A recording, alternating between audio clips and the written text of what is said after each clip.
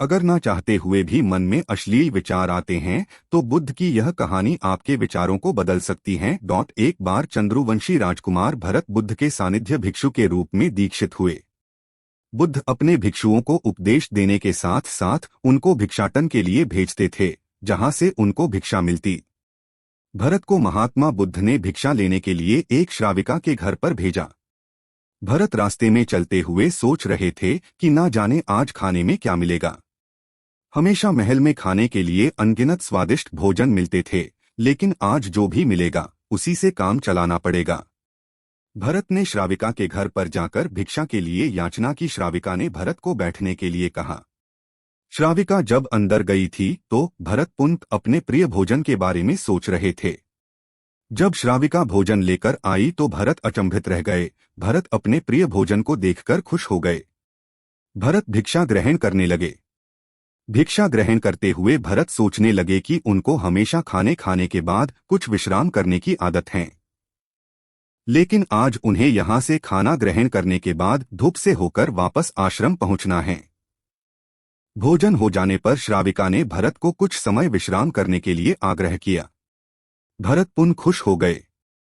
सारी इच्छाओं की पूर्ति होते देख भरत इसको एक संयोग मानकर कुछ देर के लिए लेट गए।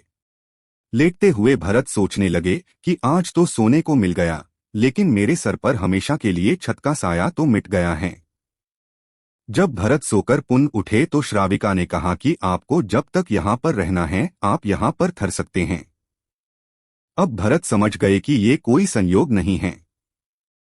श्राविका जरूर मेरा मन पढ़ रही हैं। भरत खड़े हुए। भरत ने श्राविका से पूछा, मुझे क्षमा कीजिए पर क्या आप मेरा मन पढ़ सकती हैं? आप यह सब कैसे कर लेती हैं? श्राविका ने कहा, शुरू शुरू में मेरे लिए ये कठिन था, लेकिन मैंने खुद के विचारों को देखना शुरू किया। शुरू में मेरे विचारों की संख्या अनगिनत थी, पर मैंने अपना पूरा ध्यान उन विचारों पर केंद्रित किया। मैंने बिना पक्ष विपक्ष के अपने विचारों को देखना जारी रखा। धीरे धीरे मेरे विचारों की संख्या कम होती गई। मेरे सारे व्यर्थ विचार दूर होते गए। तब से मैं दूसरों के विचार पढ़ लेती हूँ। यह सब सुनकर भरत घबरा गए। भरत ने श्राविका से आज्ञा ली और वहां से निकल पड़े। रास्ते में चलते हुए भरत अपने मन के विचारों का स्मरण करने लगे। भरत के मन में श्राविका के बारे में अश्लील विचार आए। श्राविका ने भरत के बारे में क्या सोचा होगा? भरत को खुद पर शर्म आ रही थी। भरत आश्रम पहुंचे। भरत ने बुद्ध से कहा कि अब से वह कभी भिक्षाटन के लिए नहीं जाएंगे। बुद्ध ने भरत को नीचे बैठाया और कहा, क्या हुआ, तुम मुझे अपनी व्यथा विस्तार से बताओ। भरत ने विस्तार से सारी बात बताई।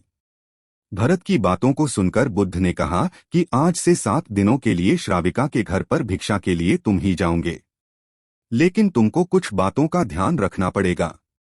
कल तुम जाते हुए अपने चित्त को पूरे होश में रखना। तुम्हारे अंदर कौन से विचार उठ रहे हैं उन पर ध्यान केंद्रित करना। होशपूर्ण और जागृता के साथ ध्यान करना कि कौन सी वासना तुम्हारे भीतर उठ रही हैं।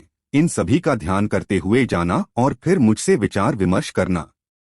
अगले दिन भरत बुद्ध के बताए अनुसार पूरे मार्ग में अपने होश को जागृत रखते हुए चल रहा था। भिक्षु आज पूरी तरह से जगा हुए था। जैसे जैसे श्राविका का घर नजदीक आ रहा था, भरत की घबराहट बढ़ रही थी। भरत ने अपनी घबराहट को एक तरफ करते हुए बुद्ध के विचारों पर ध्यान केंद्रित किया।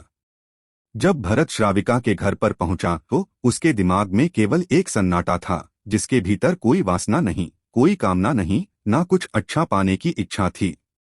भिक्षु भरत ने भिक्षा ली, ग्रहण की और वहां से वापस निकल गया। आज भरत रास्ते में नाचते हुए आया। आज उसको जिस आनंद की अनुभूति हुई वह अद्भुत थी। आज से पहले इस आनंद को उसने कभी महसूस नहीं किया। भरत ने आश्रम जाकर बुद्ध को प्रणाम किया।